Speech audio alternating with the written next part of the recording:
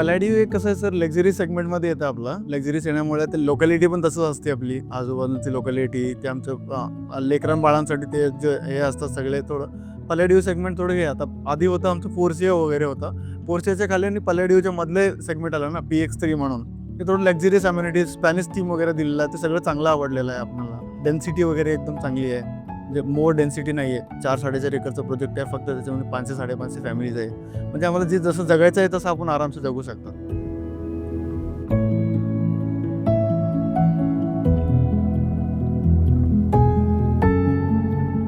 Buying experience म्हटलं तर आधी आम्ही कसं करायचो, ट्रेडिशनल प्रमाणे आपण लॉन्च ठेवायचो, टोकन करायचो, एका दिवशी लॉन्चिंग राहायचं, त्या दिवशी सगळे फॅमिलीला यायचो.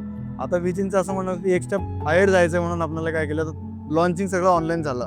आम्ही सगळं ऑनलाईनमध्ये निलेश सरांनी सगळे एक्सप्लेन केले, त्याच्यामध्ये कसं कसं आहे काय नाही, कॉस्टिंग वगैरे सगळं सांगितलं त्याच्यामध्ये.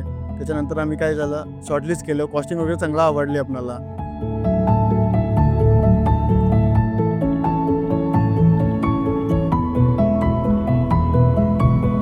खूप छान आहे सर, म्हणजे प्रोसेस एकदम स्मार्ट तरीक्याने केलेलं आहेत आपण. जसं आपण की आता आम्ही आता फॅमिली होते, सुट्टी काढून आले म्हणून चांगलं झालं. जर आमची फॅमिली नाही येऊ शकत तर त्यांनी घरी पण बसून बघायचं एक चान्स होती की बाबा माझा मुलगा कसं घर घेत आहे, काय काय अम्युनिटीज भेटतात त्याच्यामध्ये, एक सगळं भेटू दे म्हणून. ते चांगली ऑपॉर्च्युनिटी आहे सगळ्या फॅमिलीसाठी बघण्यासाठी. मी पण माझ्या भावांना वगैरे ते लिंक शेअर केलं होतं, त्याने घरी बसून पण सगळे आनंद घेतले, म्हणजे कसं आहे काय नाही म्हणून.